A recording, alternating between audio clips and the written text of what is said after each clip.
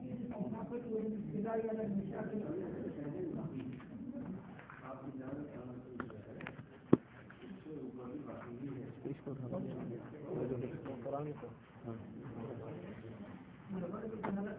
كتابة المقالات أيضا في الأدب العربي إلى وكانت المقالة في وقت قليل من هذا الكتاب والأدباء وقال المعتاد الذي يقدمون فيه أفكارهم وكتبت المقالة كطالب أدبي شهير أنما يتجاوز نهرا أو نهرين في الصحيفة. لم يكن العرب عرفوه من قبل إنما كانوا يعرفون قالبا أطول منه يأخذ شكل كتاب صغير يسمونه الرسالة. كانوا يقاتلون به الطبقة الممتازة من المثقفين ومثالها ما نجده في كتابات عبد الحميد بن يحيى والجاحظي وغيرهما.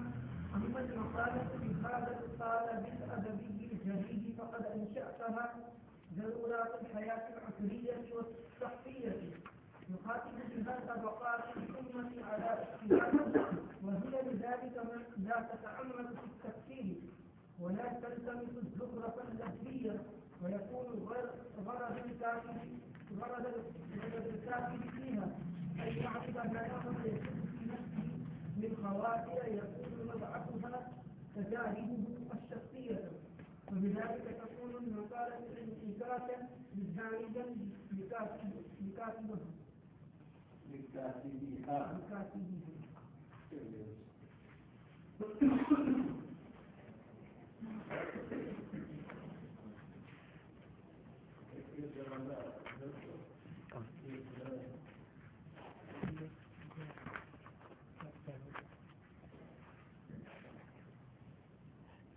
آج کے سبب میں تاخیر تک تقریباً 10 صفحے تک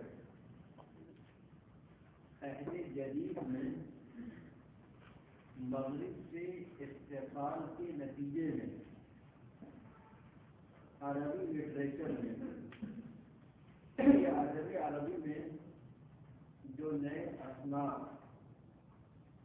یا فنون ادبیہ عربی میں 3 اصطلاحیں استعمال ہوتی ہیں: الفنون المستحدثہ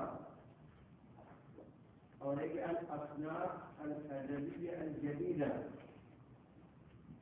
یا صرف الفنون الحدیثہ فی الصحوہ الادبیہ. الگ الگ مورخین نے اصطلاحیں استعمال کی ہیں لیکن تینوں سے مراد ایک ہی چیز ہے. صحیح پڑھتے ہوا جاتا ہے معنی الفنون المستحدثہ. اب لوگوں کو مستحدثہ کی اصطلاح نہیں معلوم ہے تو وہ کچھ اور سمجھتے ہیں. ایسے ہی کبھی حدیثہ کا لفظ آ جائے تو لوگ اس میں لکھتے ہیں کہ حدیث نبوی کے افکار. حالانکہ حدیثہ کے معنی بھی نیا جدید اور جدید کے معنی بھی نیا، صرف لفظ کا فرق ہے. اور استحدثہ کے معنی بھی کسی چیز کو نیا بنانا، کوئی نئی چیز ایجاد کرنا. تو مستحدثہ کی صفت بھی مناسب ہے کہ یہ فنون پہلے موجود نہیں تھے، اب یہ کوئی ایسے منظر عام پر پہلی مرتبہ آئے، اس لیے مستحدثہ ہے. اور حدیثہ اور جدید کا مطلب بھی یہی ہے. اب تک لوگ اس سے متعارف نہیں تھے، عالم عربی کے لوگ اب متعارف ہو رہے ہیں. تو چیز پرانی ہی کیوں نہ ہو، لیکن جب کوئی انسان اس کو پہلی مرتبہ دیکھے گا تو وہ اس کو نیا ہی سمجھے گا، چاہے اس پر کئی صدیاں گزر چکی ہوں. ہاں جب وہ واقف ہو جائے گا، واقف ہونے کے بعد اب وہ چیز اس کے لیے نہیں رہے گی. تو اس لیے اچھا ہے الفنون الادبیہ الحدیثہ او الجدیدہ او المستحدثہ کہا جائے. تینوں سے مراد کیا ہے؟ عہد جدید کی نئی ادبی اصناف، مضامین، موضوعات یا اقسام. تو نمایاں طور پر 3 صنفیں: المقالہ، الروایہ اور القصہ. مقالہ کو اردو میں مضمون کہتے ہیں، اور خود اردو میں بھی مقالہ نگاری کی اصطلاح استعمال کی جاتی ہے، مضمون نگاری یا مقالہ نگاری۔ پھر ایک ہے روایت یعنی ناول نگاری، اور تیسری ہے قصہ حکایت نگاری۔ بظاہر تو روایت اور قصہ ایک ہی نظر آتا ہے، لیکن روح کے اعتبار سے فرق ہے۔ ناول میں جو عاطفہ کا عنصر ہے، وجدان، وہ غالب ہے، اور روایت میں کردار متعین ہوتے ہیں، ایک راوی ہے، بطل ہے، پھر ایک بیان کرنے والا ہے۔ سسٹم میں کردار متعین نہیں ہے، کردار متعین ہو بھی سکتے ہیں، لفظ سے کوئی منظر دے گا اس کو بیان کر سکتے ہیں، کوئی حادثہ پیش آ جائے اس کو بیان کر سکتے ہیں۔ ایسی تاریخی واقعات ہیں جو ہیں، اگر ان کو بھی الگ الگ بیان کیا جائے تو قصہ ہی وہ کہلاتا ہے۔ اس لیے تفریق کی جاتی ہے، القصہ تاریخیہ، القصہ علمیہ، القصہ ادبیہ وغیرہ، یعنی جو رنگ غالب ہوگا اس رنگ کو دیکھتے ہوئے قصے کے ساتھ اس کی صفت لگائی جاتی ہے۔ تو مقالہ نگاری یہ عربوں میں اس شکل میں اس وقت موجود نہیں تھی، یعنی جو اخبار کا ایک کالم ہوتا ہے، اگر آپ اخبار دیکھتے ہوں گے تو آپ دیکھیں گے خبروں کے بعد کبھی ایک کالم ہوتا ہے، کبھی دو کالم ہوتے ہیں، کبھی تین کالم ہوتے ہیں، کالم لمبا بھی ہوتا ہے اور مختصر بھی ہوتا ہے۔ اگر آپ نے کبھی جو عرب سے پرچے نکلتے اوقات نکلتا ہے یا احرام ہے، اس کا جو اداریہ ہوتا ہے وہ اس کا صحیح پیمانہ ہے کالم نگاری کا۔ کی کتاب کا صفحہ دیکھ رہے ہیں، یہ تو چوڑائی میں بھی زیادہ ہے اور لمبائی میں بھی آدھا جو ہے کہ اس کی چوڑائی اور لمبائی اتنی ہو سکتی ہے، یہ ایک کالم میں رہتا ہے، اور کبھی چاہے کہ اس طرح سے تین کالم بنا سکتے ہیں، تو کالم کتنے کی وجہ ہے لیکن وہ مختصر ہوتا ہے، اس لیے کہ اخبار میں زیادہ گنجائش نہیں ہوتی اور تنوع کی چیزیں دینا مقصود ہے، تو جو بھی لکھا جائے گا وہ مختصر ہوگا۔ تو مضمون یا مقالے کا مطلب یہ ہوا کہ مختصر انداز میں کسی ایک چیز کو مل کر بیان کر دیا جائے، یعنی قاری کو سمجھنے میں آئندہ سے دشواری نہ ہو، جس میں کوئی کڑی ہوگی، جیسے ایک نشیز میں بیٹھتا ہے، کوئی چیز سن لیتا ہے تو سمجھ لیتا ہے، ایسے ہی مختصر وقت میں مختصر لفظوں کے ذریعے سے کسی ایک موضوع کو بیان کر دیا جائے۔ کیونکہ اس وقت جب عربی میں یہ مقالہ نگاری شروع ہوئی تھی تو اخبارات کے ذریعے آئی تھی، اسی لیے اکثر لوگوں نے اسی کو سامنے رکھتے ہوئے قالم کا لفظ استعمال کیا ہے یا عمود کا لفظ استعمال کیا ہے۔ العمود فی الصحیفہ اور فی الرسالہ، یہ اخبار میں یا مجلے کا جو کالم ہوتا ہے اس کا بارے ایک مضمون لکھا جائے تو وہ مقالہ کہلاتا ہے۔ مقالہ علمی بھی ہوتا ہے، ادبی بھی ہوتا ہے، فقاہیہ بھی ہوتا ہے۔ روایت ایسا نہیں ہے، روایت صرف یا تو ناول جو ہے اس میں کردار کو سامنے رکھتے ہوئے عام طور پر شخصیات کو پیش کیا جاتا ہے یا کسی سماج کو سامنے رکھا جاتا ہے کہ سماج کے اندر برائیاں کیا ہیں، تو ان متعینہ کرداروں کے ذریعے سے سماج کو پیش کر دیا جاتا ہے۔ کس طریقے سے آپ دیکھیں، منظور کی کتابیں واجب ہوئی، اس وقت سماج میں ایک مرد اور عورت اس کے تعلقات کیا ہوتے ہیں، اس کی نوعیت کیا ہے، پھر تمدن کے اعتبار سے اور دیہاتی زندگی کے اعتبار سے فرق ہوتا ہے۔ دیہاتی زندگی کا جو سماج ہے اس میں حکمت یعنی شرم و حیا اس پر زیادہ ہے. لوگ ایک دوسرے سے بے محابہ ملتے ہوئے ٹکراتے ہیں، یعنی خوف رہتا ہے گھر کا، محلے کا، بڑا کوئی ٹھیک نہ لے، اس سے بدنامی ہو سکتی ہے. تمدنی زندگی میں ایک چیز نہیں ہے. اس طرح کے تعلقات کو تمدن کا ایک فیشن سمجھا جاتا ہے. تو ان نوعیتوں کے اعتبار سے سماج میں کیا فرق پڑتا ہے اس کو بیان کرنا، یا اونچ نیچ ہے، طبقاتی، سماجی، یا مالداری اور فقر و فاقہ، ان کے اعتبار سے انسانوں پر کیا فرق پڑتا ہے. یہ اشتراکیت ہے، یہ سرمایہ دارانہ نظام ہے. یہ دو نظام زندگی ہیں معیشت کے اعتبار سے. اشتراکیت کی کیا حقیقت ہے، زندگی میں اس کا کیا اثر پڑتا ہے. پھر جو یہ سرمایہ دارانہ نظام ہے، اس کی کیا حقیقت ہے، زندگی پر اس کا کیا اثر پڑتا ہے. اب آپ اس کے نقصانات دیکھ رہے ہیں، لیکن جو حاکم وقت ہے یا حکمراں جو طبقہ ہے، اس کا روح و دبدبہ اتنا ہوتا ہے کہ آپ اپنی بات نہیں کہہ سکتے، اس کی مخالفت نہیں کر سکتے، تنقید نہیں کر سکتے. تو پھر تصوراتی شکل میں اس چیز کو بیان کیا جاتا ہے، یعنی تخیل میں لا کر ان افراد کو سامنے رکھا جاتا ہے.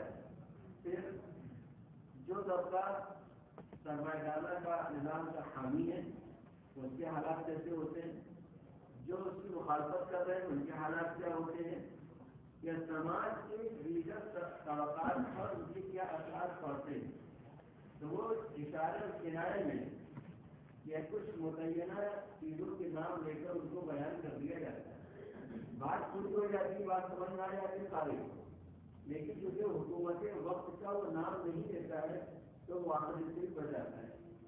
جیسے رافعی کا ایک مضمون ہے حدیث السجدین، دو بلوں کا مکالمہ.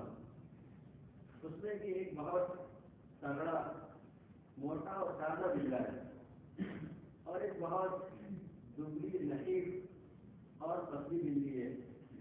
یہ جانور ہے، یہ دونوں کے زبان اس نے بیان کیے ہیں. جو موٹا اور تگڑا بلا ہے ویسے وہی حامی یا چیز کا شکار کر لیتا ہے، کھا لیتا ہے. بلی جو ہے ڈبکی ہوئی بیٹھی ہوئی ہے، وہ آگے نہیں بڑھ سکتی ہے، اگر بڑھتی ہے تو بلا اس پر حملہ کر دیتا ہے. یہ سماج کے اخلاقی تھی کہ جو اہل ثروت ہے، صاحب اقتدار ہے، وہ ہر چیز پر غالب ہے. جن کو یہ چیز حاصل نہیں ہے وہ ایسے سماج کی ضرورت پر یہ لوگ ہیں.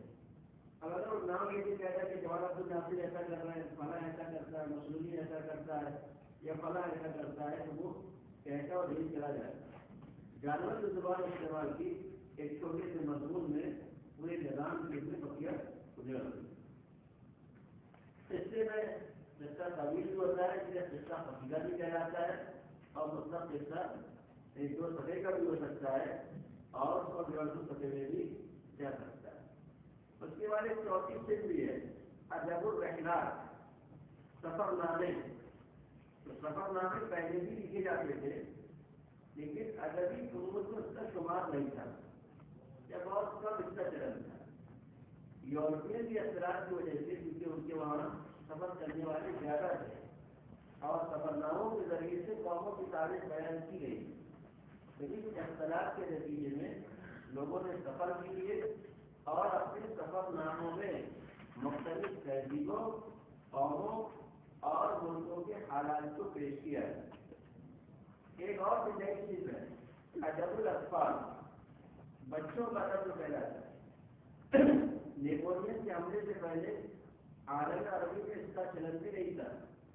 یورپ میں یہ چیز تھی کہ عمر کے ہر مرحلے کے لیے لٹریچر تیار کیا گیا، بچوں کے لیے الگ، جوانوں کے لیے الگ، بوڑھوں کے لیے الگ اور خواتین کے لیے الگ.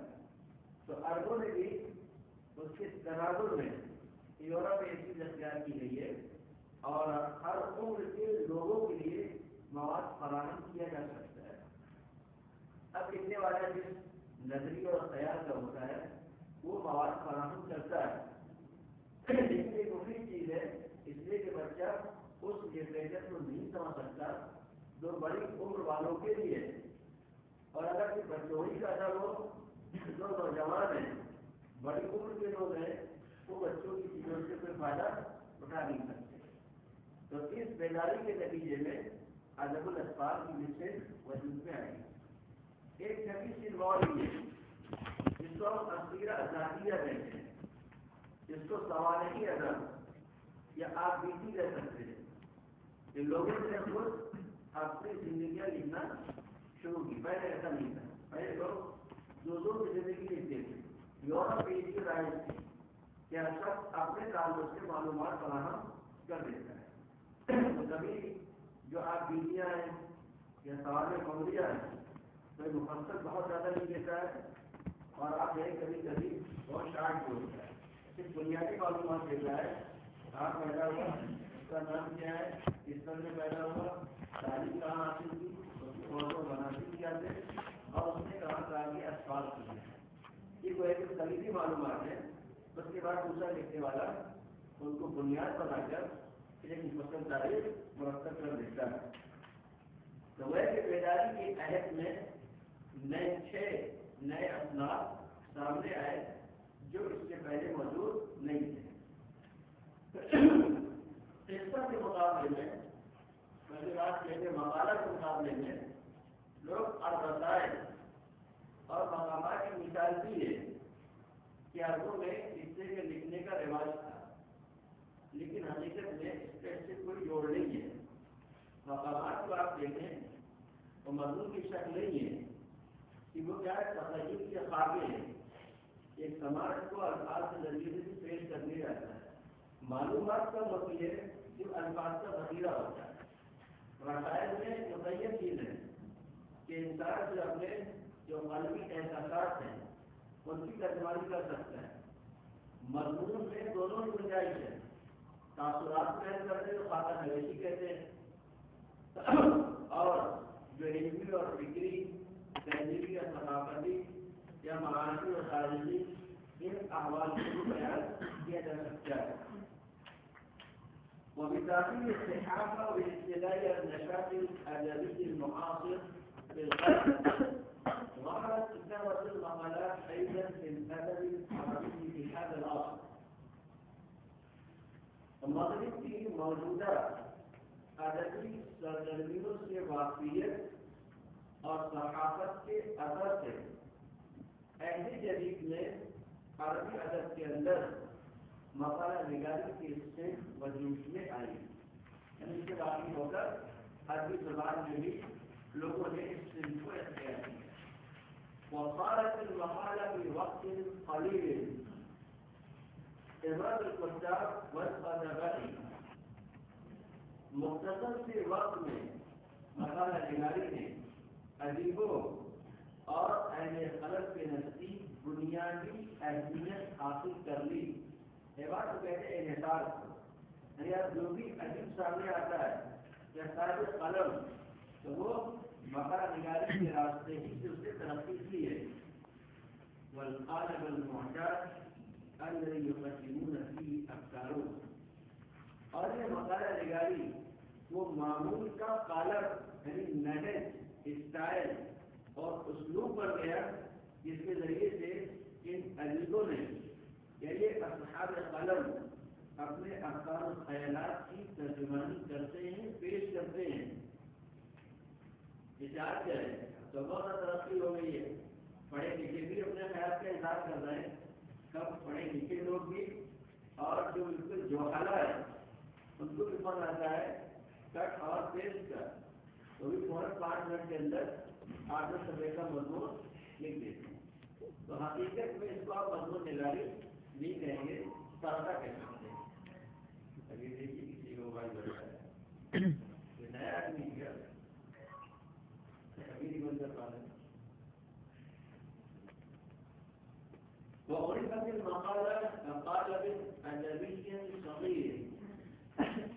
مقالہ نگاری کی پہچان ایک چھوٹے ادبی اسلوب کے طور پر ہوئی ہے.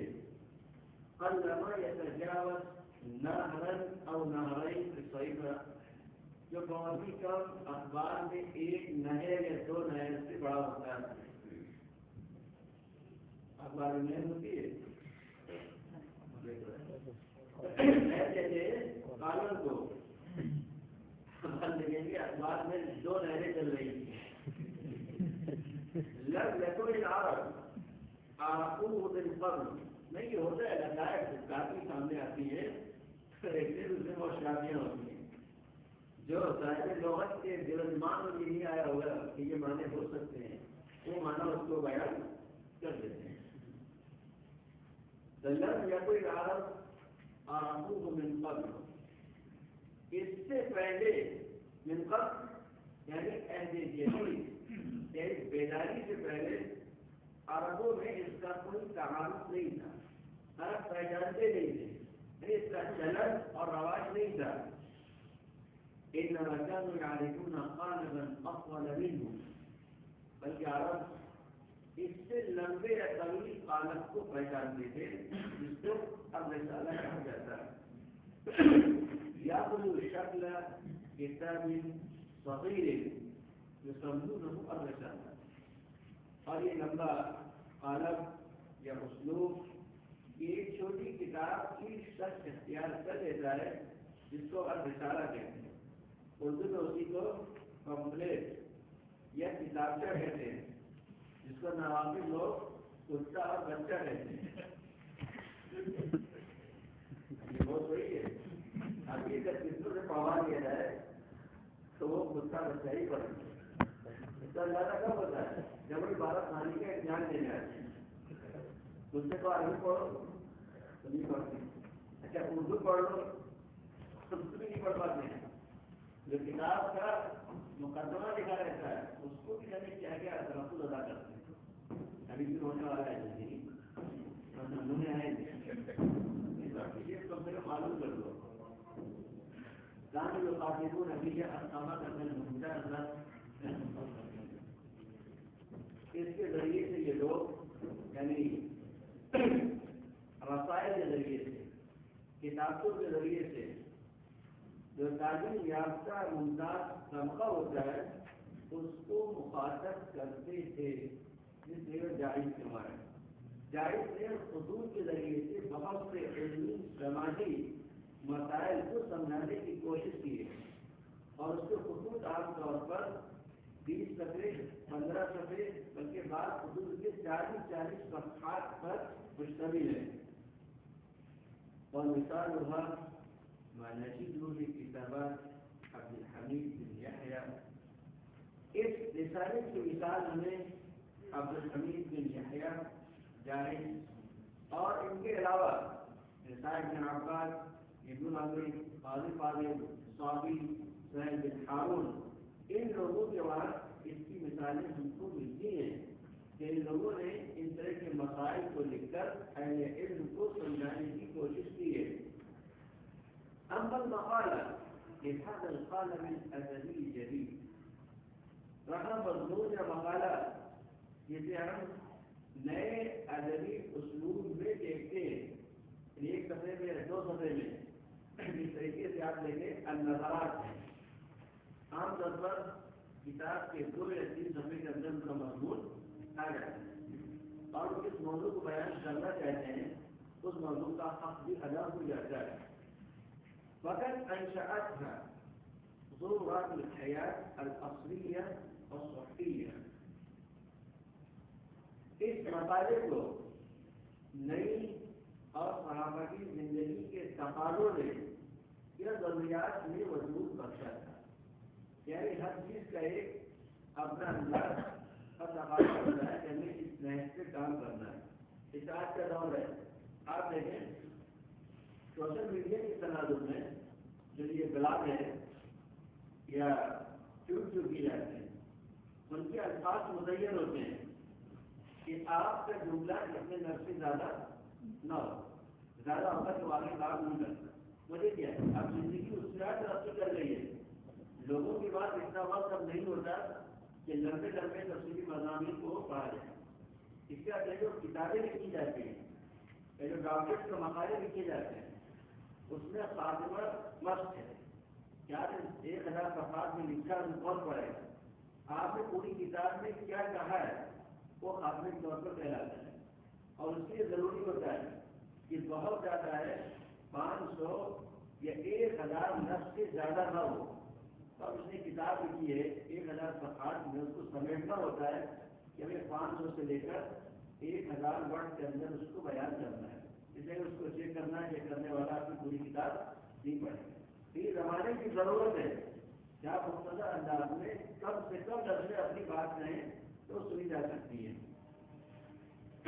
اب جو کتابیں لکھ رہے ہیں اہل جدید کی، تو وہ ان اقسام کو بھی شمار کراتے ہیں کہ اب مقالہ ہم کس کو کہیں گے.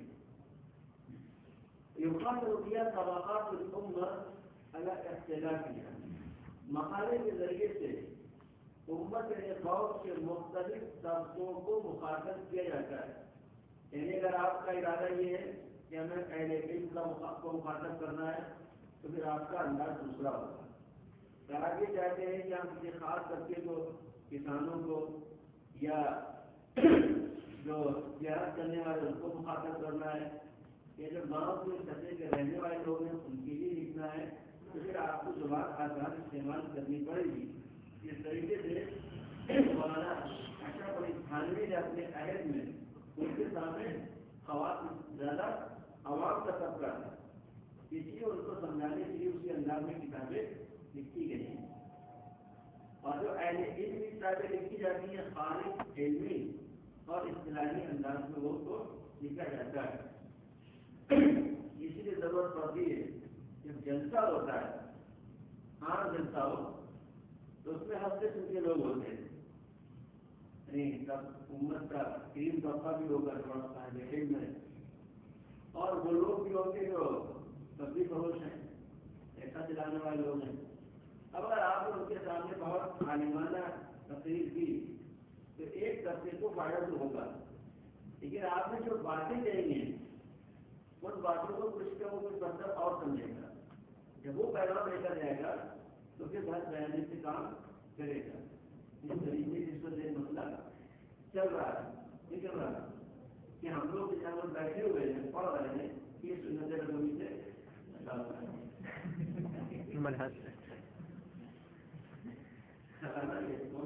چل رہا ہے اور اپنی بات بھی ہو رہی ہے. اس کی وجہ یہ ہوتی ہے بات کہی کہ میں نے کون لوگ موجود ہوں گے. تو اب بھارت میں اپنے اعتبار اس کو آپ یہی کام بھی کریں گے، لیکن حقیقت پر انہوں نے ایسا کہا ہے نہیں کہا. آپ مان لیجیے وہ اس طریقے میں یہ ہوتا ہے. اگر مخاطب کا خیال نہیں رکھا گیا ہے تو پھر آپ دھوکہ کھائیں گے. اس لیے باتیں بھی اردو میں کہی جائے گی جو اس مزاج اور ذوق کے لوگ ہوں گے اور ان کی گہرائی تک پہنچتے ہوں گے. آپ کے سامنے بیان کر دیا جائے گا یہ آپ کو پھر وہی سمجھیں گے جو اس وقت چل رہا ہے. اب اس لیے کہ نئے بدلنے کی ضرورت ہے. یہ لکھنے کا طریقہ بدل گیا ہے، بولنے کا انداز جو ہے بدل گیا ہے. اب آپ جب علم کی دنیا میں جائیں گے ان کو مختصر کریں گے تو وہاں اس میں جو مقاصد نہیں چلتے یا مضمون نہیں ہے تو بھی سامنے جو کرتا ہے کاغذ کو لکھ کر ترتیب سے پانی میں کیا کرنا ہے وہ معلوم نہیں ہے. آپ کے سامنے اگر لکھ کے لایا جائے تو آپ سمجھیں گے کچھ آتا نہیں ہے، جاہل ہے، اس لیے لکھ کے لایا تو وہ کامیاب ہے. لکھ کر سامنے رکھ کر بولا جاتا ہے وہ پوائنٹ ٹو پوائنٹ بات کرے گا، دلیل بھی دے گا، راستے سے ہٹے گا نہیں. جو زمانے بولنے کو کوشش کرتا ہے تو ہاتھ سے یاد نہیں رہے گی. کبھی کیا ہے کبھی استدلال آپ کہنا کچھ آ رہے تھے اور مثال نہیں اور کی دے دی تو پھر اس کا اثر غلط ہوتا ہے. آپ اس کو غلط سمجھیے گا کے بیان کرنے کی معاملہ بھی آئے اس لیے میں اس درجے میں جو بھی کہتا ہوں بات اس سے تبصرہ ہوتا ہے. کرنے والے سے 4 لوگ ہیں نہیں کیا ہے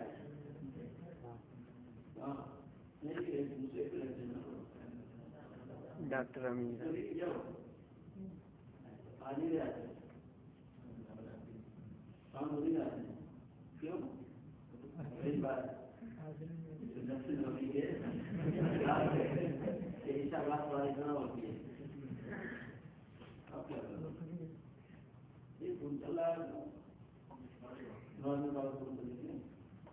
یہ ریکارڈ کر رہا ہے نہیں ہمارے دس کا موبائل آپ چلا رہے ہیں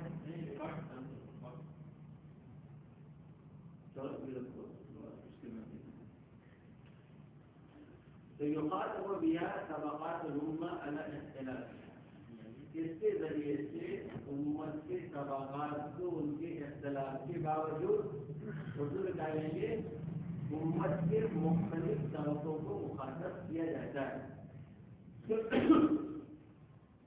اگر آپ اس کو دیکھیں شاہد القادر کو جو احمد امین کے مقالات کا مجموعہ ہے اور ایسے افراد کی کتاب یومیات تو آپ کا اندازہ ہوگا کہ مقالہ جسے کہتے ہیں تو جہاں وہ یہ بات کہی ہے کہ جو خاص ہے وہ یہاں طبقات الامہ علی اختلاف تو وہ یہی کرتے ہیں روز ایک اور سا نیا مسئلہ پیش آتا ہے اس طبقے کو کیا ضرورت ہے تو اس کا لحاظ کرتے ہوئے یومیات کو لکھا کرتے ہیں.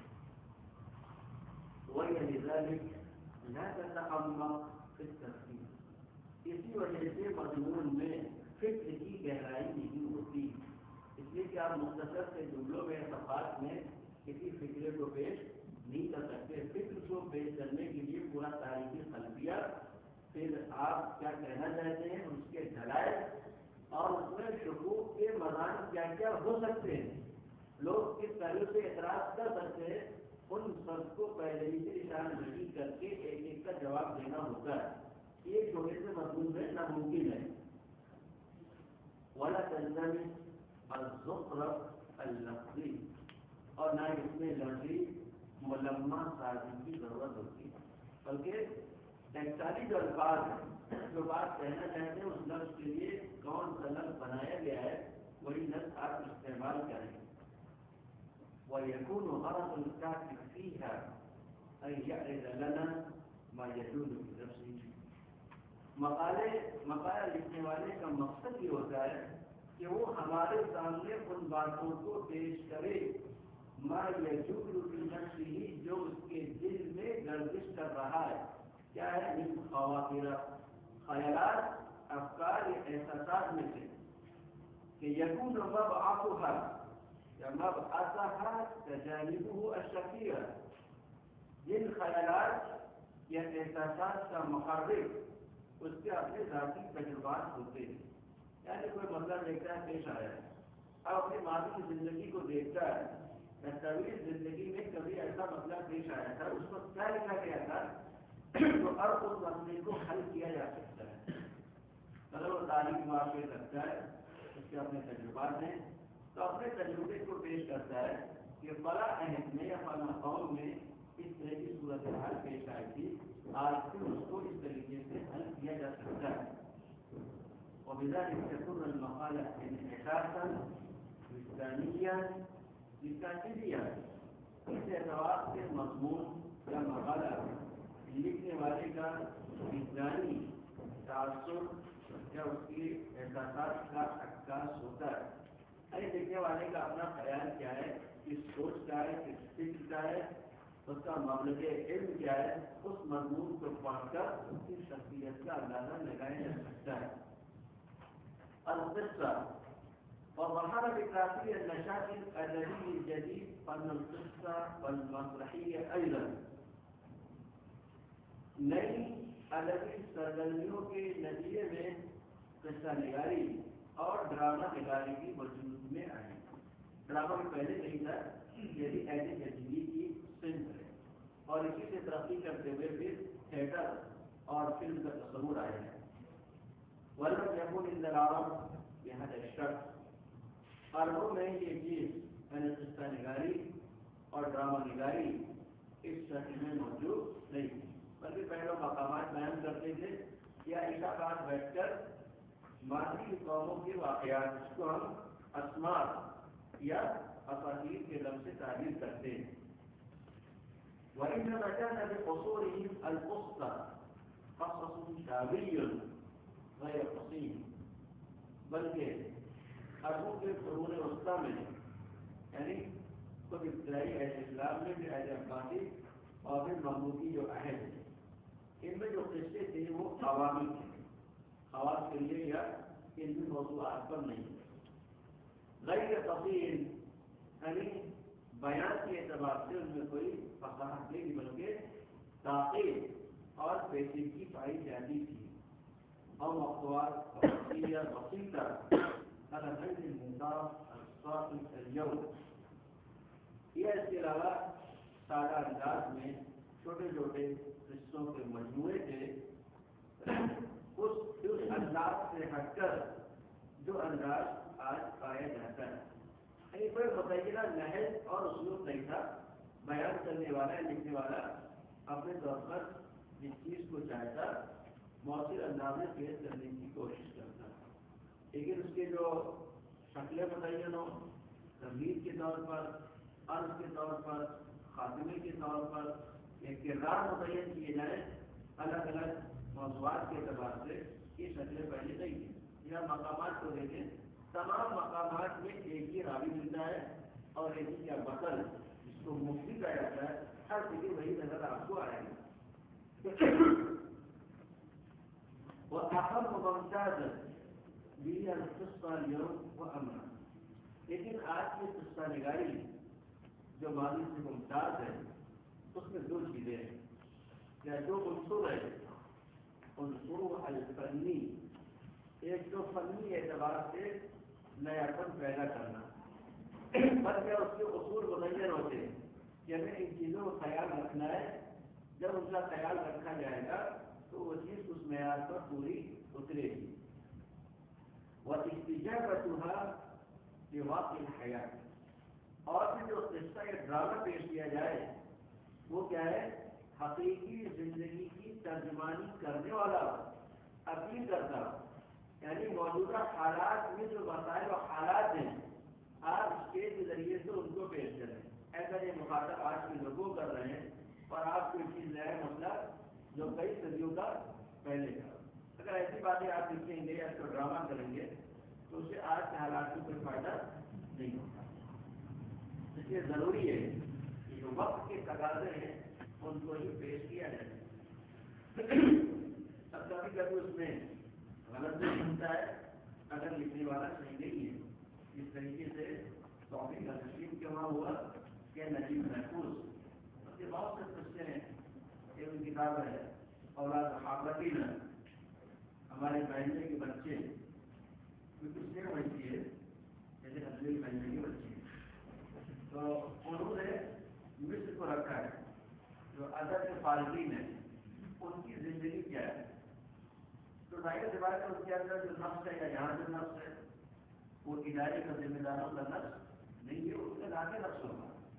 تو انہوں نے یہ کیا ہے کہ علماء کی زندگی کو دیکھ کر اسلام پر تنظیم کیا ہے، وہ ہے کہ اس مذہب کے ماننے والے ہیں وہ مذہب ہی ایسا ہے، حالانکہ ایسا نہیں ہوتا، نہ وقت کا نتیجہ ہے، لیکن مسئلہ بیچارہ وہی ہے جو بول نہیں سکتا، اسلام خود کو بول نہیں سکتا ہے، جو لوگ پیش کرتے ہیں وہ غلط نمائندگی کی کرتے ہیں۔ ومن خصائص الدیباجہ المشرقہ، قصہ نگاری کی خصوصیات میں سے پہلی خصوصیت روشن دیباجہ ہے۔ دیباجہ تنظیم کو بھی کہتے ہیں، ابتدا کو بھی کہتے ہیں، اور الفاظ کے انتخاب کو بھی کہا جاتا ہے۔ اس لیے جو کتاب کا مقدمہ ہے اس کو بھی کیا ہے، کیا کہیں گے، یہ تو آسان ایسا کر سکتے اس سے بات یہی ہے کہ آگے سے آگے کتاب کیا بیان کرے گا، اس کا پورا اس میں خلاصہ پیش کرتا ہے، اس نے کتاب کیوں لکھی ہے، اس کے محرکات کیا ہے، ان چیزوں کو پیش کرتا ہے۔ تو قصے کا آغاز کسی انداز میں کیا جاتا ہے، ایک پیراگراف کو پڑھ کر اس کے اندر شوق پیدا ہو کہ آگے اس سے اچھا ہو سکتا ہے۔ اس لیے آپ دیکھیے جو ناول نگار ہوتا ہے وہ اسی سسٹم میں رکھتا ہے، اس کے آگے میں پڑھنے والے رات رات دو دن نہیں سوتے ہیں پھر کو کتاب ختم نہ ہو، یہی اس کی کامیابی ہے۔ اب فرق یہ ہے اگر مادی ذہن کا ہے تو اسی باتیں کرتا ہے، اور تعمیر تاریخی فکر کیا ہم اس کو اسلامی فکر کہہ سکتے ہیں؟ تو پھر وہ اس طرح کے واقعات پیش کرتا ہے جس طریقے سے آپ نے مطالعے میں پڑھا ہوگا. یہ عبدالرحمان رحمت بادشاہ کی جو کتاب ہے وہ بھی کیا ہے قصے کی مثالیں دی جا سکتی ہیں. لیکن خالص ان کے وہاں دینی اور اسلامی نظر کیا ہے غالب. جو بھی قصہ لکھا شخصیت پر اس کا مقصد یہی ہے کہ ہمیں اپنی زندگی میں اس کا پیغام کیا ملتا ہے. ایسے مواد کی کتاب لکھی اذا حفظ ریح الایمان تو سر خلقے یہی ہے کہ جب وہ آمادی پڑھتے تھے بلکہ اغانی جو اس وقت کئی جلدوں میں ہے تو اس میں بھی جب واقعات جس نے لیکن نہ ہو یا غیر اخلاقی واقع رہ جاتی تو لوگ اس وقت ادبی طور پر اسی کو پڑھتے تھے. آج پڑھایا جاتا ہے لیکن وہ بات پیدا نہیں ہوتی فکر کے اعتبار سے کہ انسان کے اندر صلاح یا تعلیم رجحان پیدا ہو. تو مواد نے وہ کتاب لکھی ایک شخصیت کا انتخاب کیا اور اس کی زندگی ملک کے حالات اور اس کے تقاضوں کو پیش کرنے میں کیا طریقہ اختیار کیا گیا وہ بڑے کے حکایتی انداز میں بیان کر دیا. اب اس کو جو بھی پڑھتا ہے زبان بھی آتی ہے اور اسلام کے تعلیم یعنی دفاع اسلام سے صحیح ہمارا کیا جذبہ ہونا چاہیے وہ جذبہ بھی جگہ جگہ پر ابھرتا ہے. والتحريك دقيق للحوادث والأشكال بشكل غير ممل والصرف ممتع جذاب. دوسری خصوصیت یہ ہے کہ قصے کے اندر واقعات حوادث اور شخصیتوں کا بہت باریکی سے تحریر اور تجزیہ کیا جاتا ہے. بشکل ایسے انداز میں غیر ممل جو اکسانے والا نہ ہو. اگر آپ جذبوں سے پڑھتا ہے اور اس کو تفریح دوا کا سامان نہیں ہے تو پھر وہ اکتا جاتا ہے. یہی خوبی پائی جاتی ہے شہاب نامے کی نام سنا لگی.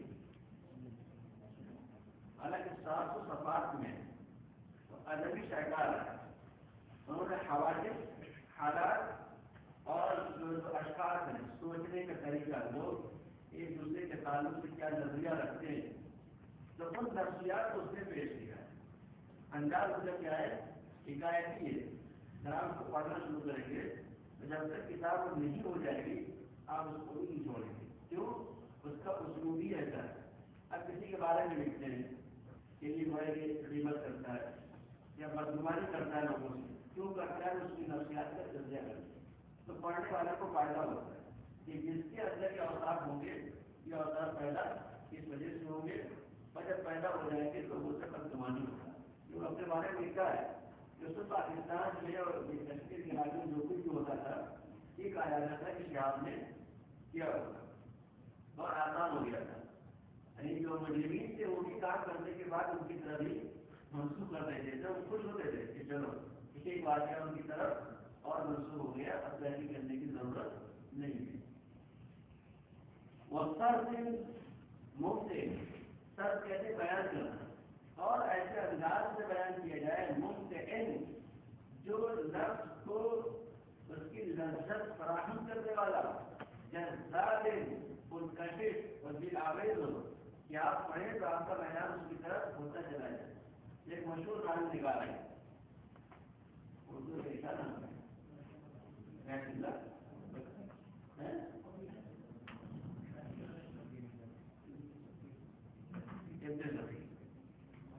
اس کے سامنے سب ایسے ہی ہیں. حالانکہ بات وہ مناسب پیش کرتا ہے کہ اس کی مجبوری ہے. وہ اگر منظر پیش نہیں کرے گا آپ سے تعلقات کا تو پھر عارف میں ہاتھ نہیں لگا سکے. وہی ابتدائی حدیث الاحد ان خصوصیات کے سبب سے قصہ نگاری عالمی ادبیات میں یہ نئی چیز ہے. یعنی اس میں آرمونی کا مسئلہ نہیں ہے. دنیا میں گوئیں گے اہل جدید یہ صرف پیداوار ہے. کچھ یورپ میں پہلے نہیں تھی. جب ان کی وہاں بیداری آئی ہے تبھی یہ صرف پیدا ہوئی اور جب عرب لوگ وہاں پڑھنے کے لیے گئے ان کے لٹریچر کو دیکھا وہ واپس آئے تو ان لوگوں نے اپنے اپنے ملکوں میں اس انداز کو اہل قصہ نگاری کو بھی اختیار کیا.